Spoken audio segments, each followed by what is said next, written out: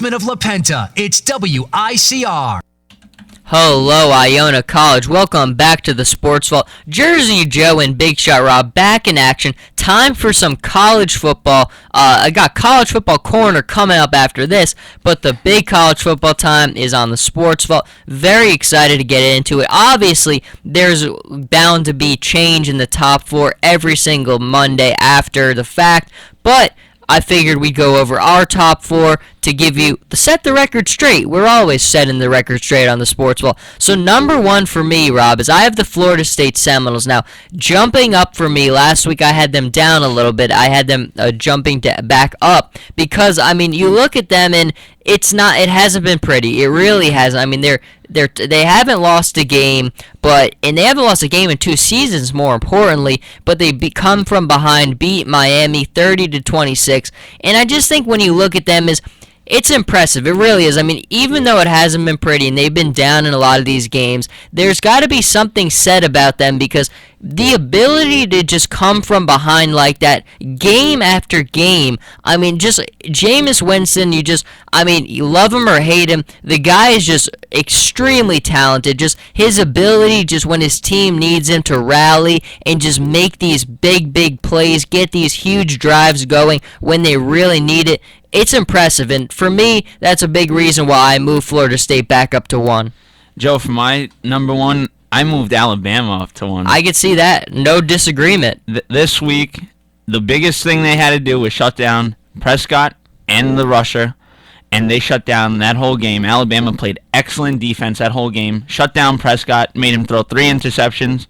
And you know what? This Alabama team, they've been on fire of late, and I can see them win a BCS championship this year. I'm with you. I think Alabama is the best team right now. I really do. And, I mean, the score was 25-20, but I felt like Alabama was in full control of this game. I mean, it really did. I mean, even in the second half where Mississippi State really outgained Alabama and moved the ball, they kept Dak Prescott had those turnovers, and the best drives Mississippi State had in that game all ended in interceptions from Dak Prescott. So I think Alabama, they're in great shape. I mean, Kirby Smart in that defense is so good. I mean, from week 1, the game they played against West Virginia, this defense has gotten so much better.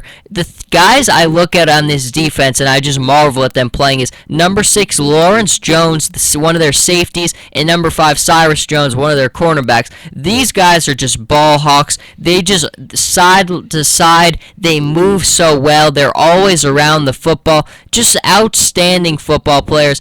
Alabama defensively is just in great shape. I mean, they're so good. Blake Sims Alabama's never really needed a big arm, huge, game-changing quarterback. You look at them, I mean, when they had Greg McElroy, he's okay, game manager type guy. A.J. McCarron was nothing too flashy, game manager type guy. I think Blake Sims has a lot more athleticism than the two of them did, but he's kind of in that same ballpark where he's not the most flashy guy in the world, but with Alabama usually bringing an outstanding defense and very good positional players offensively, he doesn't need to do too much. And you've got Amari Cooper, you've got T.J. Yeldon running the ball well. Alabama is in prime position right now. Their final stretch, they play Western Carolina next week. Let's be honest, Rob, that's not a football game.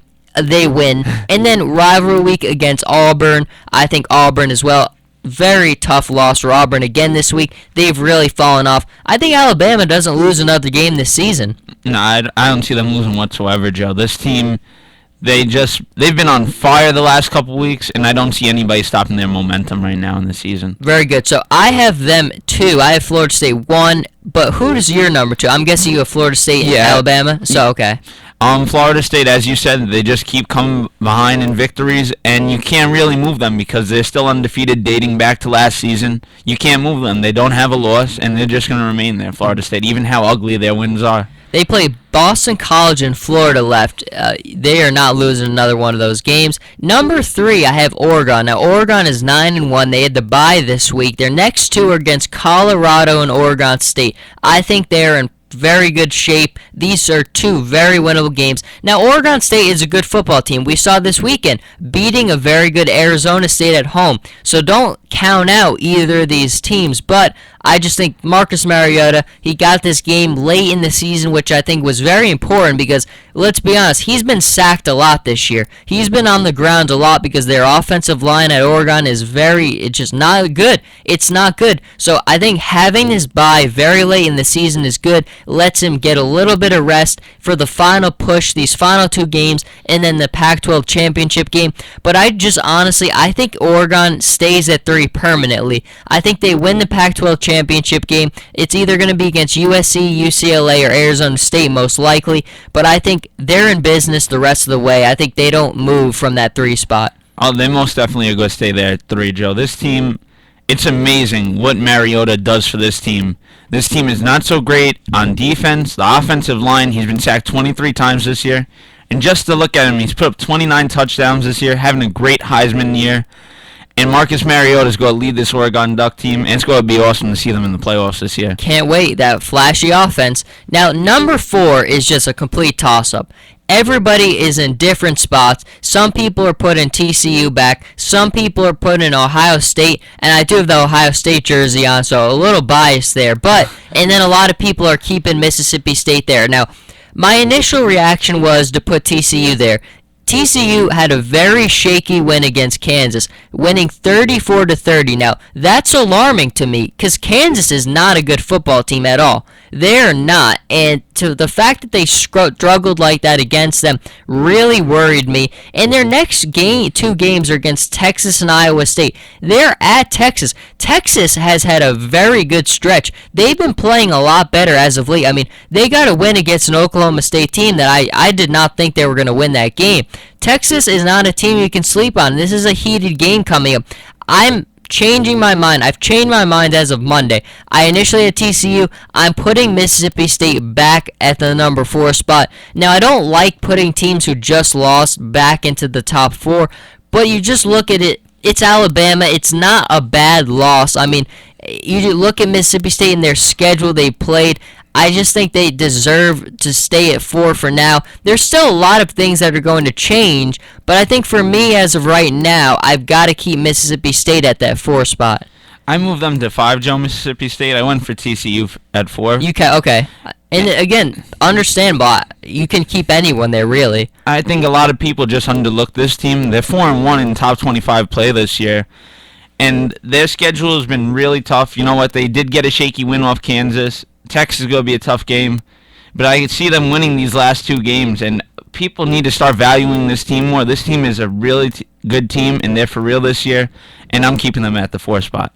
I could see it. I mean, my initial gut told me to put them there, but what about the Ohio State Buckeyes? Now, I think this is the team that everybody is really starting to warm up to. Me especially. I mean, I think that whole Big Ten thing is kind of overblown. Look, the Big Ten stinks. There's no way around that. And Ohio State has a lot of their games against them. But I just think when you watch teams, you can tell who can play or not. It doesn't take a lot of analysis to just figure out this team can play, this team can't. Ohio State can play. Just watch them. JT Barrett is a great quarterback.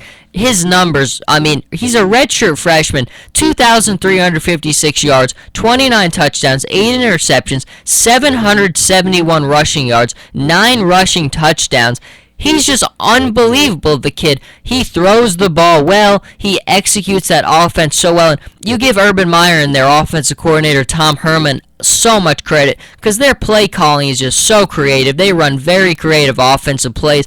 I think Ohio State is going to go undefeated the rest of the way. And to be honest, I would think that they have every chance and they should be able to be in the top 4 because they can play.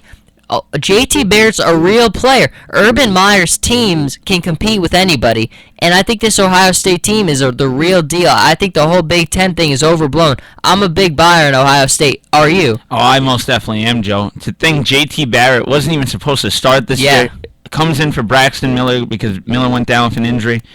And Barrett's just really stepped it up. Nobody expected this year. I think everybody thought after week 1, Ohio State wasn't even going to be located till like top 20. They'll be in the 20 to 25 range. This team has really stepped it up in the Big Ten, and I see them finishing about 6th this year in the top 25. I could see it. I mean, I'm still waiting for their push because who knows if there's going to be a chance for them to get into this top 4, but I think they deserve every chance. And I think JT Barrett is the guy where we're not giving him enough attention in terms of the Heisman race. I mean, this is a guy who's a redshirt freshman who came into an impossible situation. He's going to break Ohio State's record for touchdown passes. Now, this is coming from a guy who we never expected to play.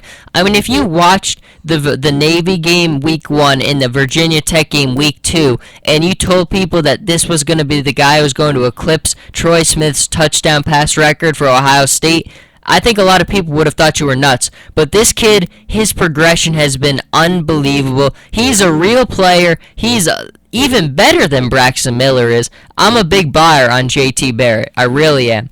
Let's go into, though, some of the individual matchups from the weekend. One of the big ones that got the most attention was Nebraska and Wisconsin. Now, this is a game that I had wrong. I'll be honest. I had this game, Nebraska winning this one. I mean, Nebraska was up 17 points in that game. And then from there on, I mean, Nebraska scored about 50 unanswered. I mean, Melvin Gordon, 25 carries, 408 yards, and 4 touchdowns. We knew this was going to be a running back matchup between Amir Abdullah and then Melvin Gordon, both probably two of the best running backs in the country. But Melvin Gordon broke the record, the NCAA record for most rushing yards. And, I mean, he didn't even play the fourth quarter. To be honest, it was an embarrassing performance from Nebraska. This guy had 408 yards in 3 quarters on 25 carries. Didn't even have to play the fourth quarter. In Nebraska, Bo Pelini is supposed to be the big defensive guy there. I gotta be honest, that's an embarrassing loss for Nebraska. It really is. Oh, that is, Joe. That I don't know how you give up 408 yards in 3 quarters. 3 quarters, and then you look at it, 581 rushing yards in total. This is disgraceful. When you look at rushing yards, you should give up at most maybe 200 a game, or even less than that. 581 yards? Are you kidding me? It wasn't a secret what Wisconsin was trying to do. They're trying to run the ball, and I was very surprised in that one. I thought a very bad loss for Nebraska. I mean, to be honest, Bo Pelini should be embarrassed by that performance. He really should. Let's go on, though, to LSU and Arkansas. Arkansas, Brett Bielema, under his reign, they get their first win against an SEC opponent, and it was a big one against an LSU team that I think we all thought this had potential to be a win for Arkansas, coming off the big emotional loss to Alabama. LSU was in prime position here to get a loss on the road, and they were blanked. Zero points in this game, and I said it last week. I mean, Anthony Jennings for LSU is awful. He is maybe one of the worst quarterbacks in the SEC. The guy just struggles doing everything. He really does nothing well. I mean, he was not aided at all in this game by the running game, and I said, I mean, LSU's running game is not as bad as they looked in this game, but I mean, in total, LSU had 36 yards rushing in this game. Just unbelievable. I mean, you add up their entire offense in this game, just put it all together. I mean, this is a team that had 123 total yards of offense.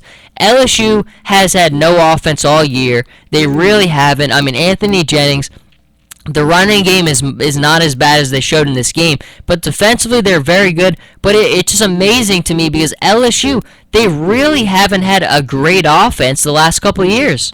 Oh, they haven't, Joe. And Les Miles needs to realize we need to find a quarterback. That's all he needs for his program. Yes. That's all he needs to do. And for some reason, he can't get a quarterback. I don't understand it.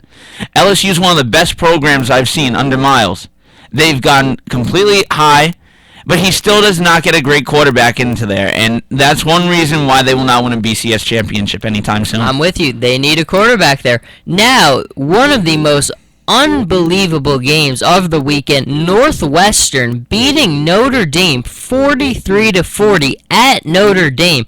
I was not. I mean, if you told me that this was going to be an upset this weekend, I would have just told you to go away. I mean, I never would have fathomed that this could have happened here. I mean, Northwestern, their last 2 games, they put up 7 and 9 points. They put up 9 points against Michigan. Michigan's defense, Michigan as a whole is a mess, but I mean, they scored 40 points before overtime against Notre Dame. Notre Dame, I mean, look, their problem all year has been turnovers. It has been the name of the game. Their crux all year has been turnovers. That was the case once again here. And I've got to be honest, this is about as embarrassing a loss as you can get. Northwestern, you give them credit. Pat Fitzgerald is a very good head coach. He has done a lot of great things for that program. But Notre Dame should never have lost this game at home to a team like Northwestern. It just very embarrassing loss. It really was. Oh, this totally is, Joe. Especially since they put up 9 points versus Michigan. 7 and 9 points in the last 2 games before this, and they scored 40 against Notre Dame. I guess they weren't playing hard versus those last 2 teams. They were like, let's just show up versus Notre Dame. Surprise everybody for the Notre Dame game for Mike and Mike, their rivalry. I forget what it was, but Greeny won. I mean, I don't think any of us thought he would be right, but he won. So we will see what the bet was there. And then I just want to kind of give some credit to Georgia Tech. Georgia Tech, even on this show, we haven't kind of given them a lot of talk, but the last 2 seasons, this is a tremendous football program. Georgia Tech wins a lot of football games. They're 9-2. They beat a Clemson team where a lot of people had Clemson winning this game, but I mean, you look at Georgia Tech, they run a very triple option type offense, very speedy, flashy offense. A lot of people don't give this team a lot of attention because, I mean, they're an ACC team. They don't have a lot of big names, but they're a great football team. They really are. They've been a very good program the last 2 years. Again this year, 9-2, and they're going to be battling out with Duke for that other spot, and it could very well. I mean, the ACC championship game is basically going to come down to Florida State against Duke or Georgia Tech. I mean, either way, it should be exciting there, but I just wanted to give Georgia Tech a little bit of credit because they really do deserve it there. I mean, they've had a very good stretch. Now, the last game I wanted to get to, though, is Auburn and Georgia. I have to kind of talk more about my Auburn Tigers blowing it for me once again, and I thought they were in business, Rob. First possession of the game, they score just effortlessly. They get the first possession, go right down the field and score. From there, it just everything went downhill. Nothing worked for them. Turned the ball over. Their defense has just been such a hazard to them this year. Really struggling in the secondary. So many penalties just killing them. And let's be honest, this is their 3rd loss. It's basically over for the Auburn Tigers. Crushing my dreams, losing to Georgia again. And Georgia now, Todd Gurley out for the season. I still think Georgia's in prime position. They're going to win the SEC East there, but that was an interesting game. And then the final note is Will Muschamp finally stepping down from Florida. He will coach the last 2 games, but Rob, we talked a lot about this last year. Obviously, we think this was the right move. It's about time. It's about time. I mean, once a program like that goes downhill, you got to think, oh, it's probably my fault that this happened, so leave at that time, let them restore their program, let Florida return to what they really are. And I do give him credit because he did say, I was given every opportunity and I just didn't get the job done. He didn't make excuses like RG3 in the NFL. He admitted blame for it. He's going to coach the last 2 games. But I just think part of me, I mean, is kind of like, look, he partially did his job because he's a defensive guy, as we all know, and Florida's defense under his tenure has been outstanding. He's always brought a good defense to the table. It's been offensively. He has not developed any offensive talent on this team. I mean, Jeff Driscoll is a disaster. He's a wildfire. The guy stinks to be. He's awful, and they just have never had a good offense. If he was able to bring a somewhat formidable offense to the table, I think things would have been a lot different for Florida, but this was the right move. Florida needs to bring in an offensive guy. They really do. The way the SEC is turning now, you need to build a very good offense. I mean, look what Gus Malzahn did, how quickly he was able to turn around Auburn. It was through offense. I mean, the last year their defense was the worst in the SEC. This year it's not good again. But, I mean, you just look, you need an offensive guy. and we will definitely keep an eye on who Florida brings in there, but it was definitely time to make that move. That is going to do it, though, for our college football segment. When we come back, I know Rob has been itching to talk about the Giancarlo Stanton mega deal. We will definitely get more into that, so stay tuned with us, and we will be right back.